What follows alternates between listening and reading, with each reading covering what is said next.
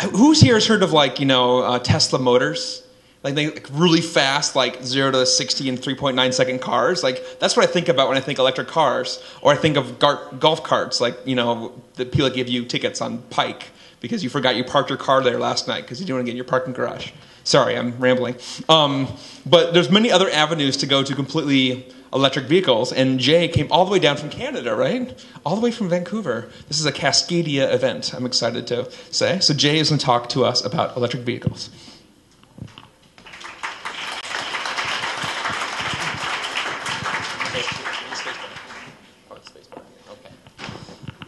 Hi, am I talking into the mic? Okay, good. So I'm actually not going to talk about rapid electric vehicles, my company, too much because I can't talk about it without pitching. So I'm going to give you guys the backstory on how this whole thing came to be in a blindingly short time.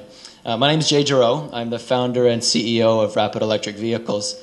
And for the past year, a lot of really surprising things have happened in my life. First of all, I founded a company called Rapid Electric Vehicles, or REV. And that happened in, I don't know, just over a year now. And I had a kid.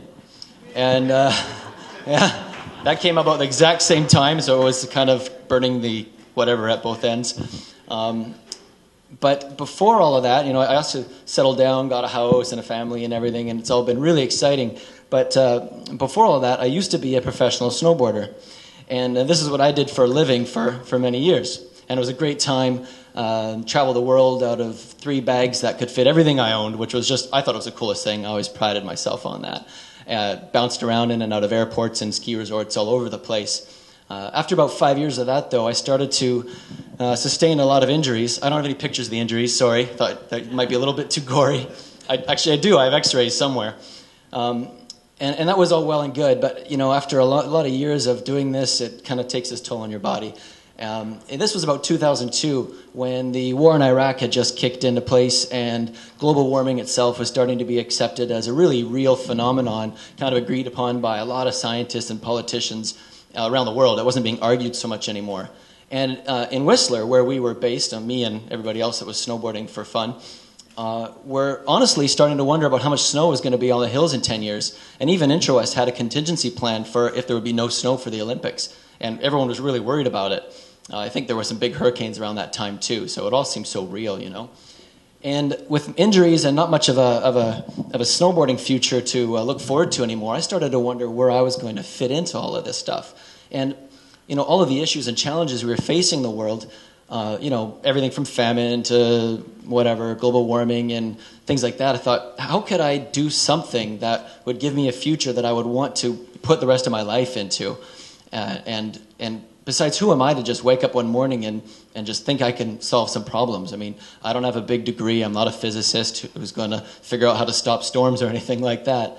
And I think these are just a lot of things that a lot of people face. Like, we all want to do something, but we don't know where to start. And so, we either just try to do it and it doesn't go anywhere, or we try to ignore all the stuff we read in the paper. Like, I don't even read the paper anymore because there's so much of that stuff. So I actually, at the time, also realized that there can be no integrity for me in my life if all is well and good for me and all of these things are happening around the world. And I declared as a purpose in my life that I would do everything I could to transform society and into a more sustainable one as quickly as possible. And I told all my family and friends, and they said, that's really great, we're all behind you. And then they expected all this out of me, and I got really scared and went into hiding for about a year and a half and pretended I never said anything at all. And like I said, where am I going to get up one morning and just start fixing things? But I was learning at the time, just seeing a lot of things, seeds planting in things I was watching and learning and talking to people about, that the problems in the world or the challenges we face, they're not really external. Everything external is a symptom or a reaction from a cause. And that really all these challenges we face are internal. They're the decisions we make every day, the things we choose to look at and deal with, and the things we choose to ignore. They're all the little micro decisions we make all along the day.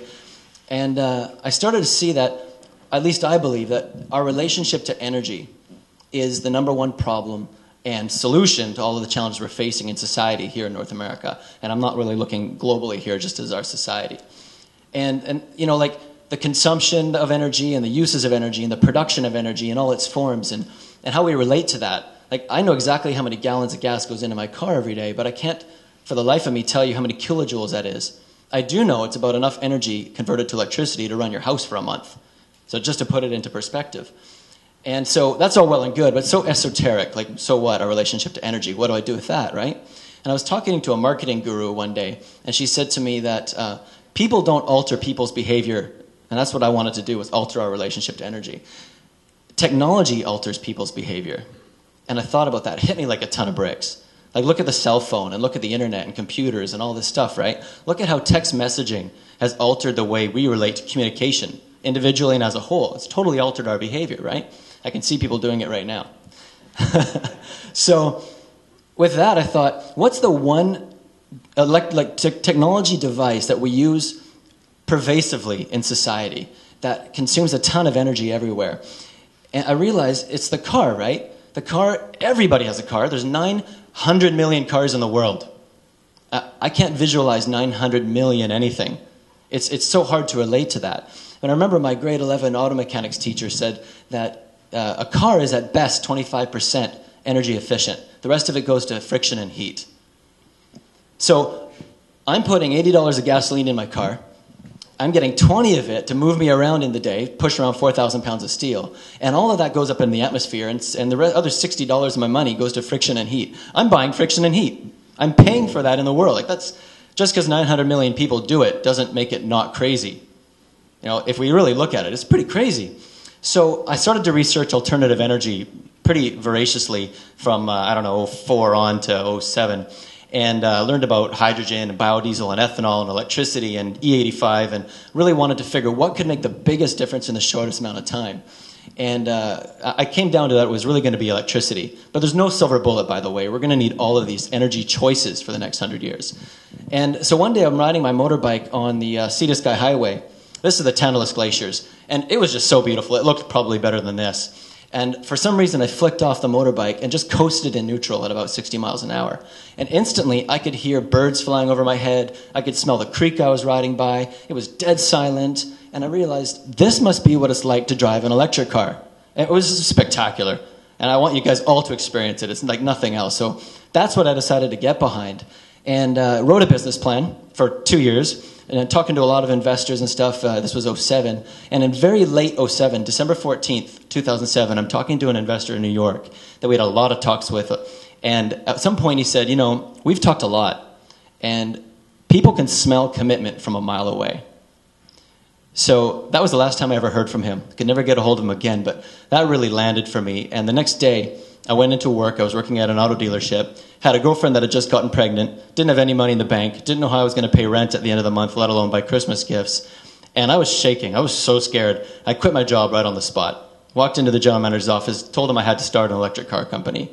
And he must have thought I was crazy, and I sure did. But one thing I did do is I promised to myself that we would put electric cars on the road in 2008.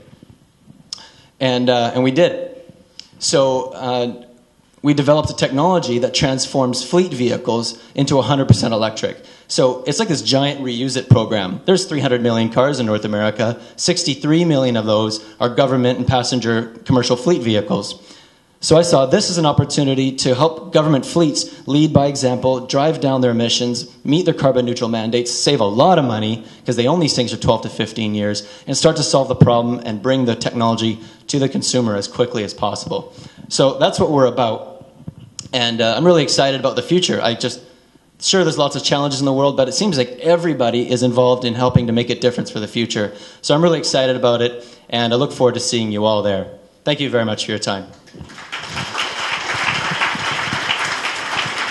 Actually, we have 2 minutes for questions. Do you want to take some questions? And I want to thank my friend from up north for converting 2 miles per hour for us. Oh, yeah. And that's great. So about 90 seconds, 1 or 2 questions for Jay. A quick odd question. Sure. How do you suddenly make your car noisy for a bicyclist or pedestrian? That's a good question. Actually, ours is kind of noisy. At the AC drive motor, it makes more noise than people think, but they're very, very quiet at low speeds. And that's the problem. Like Priuses and everything are so quiet at low speeds. Everyone's working on little devices that will actually, you'll be able to choose the sound, like a ringtone. So you can make a big roar or a horse hooves, which is the most popular ringtone for Priuses in Japan. So there's going to be solutions for sure.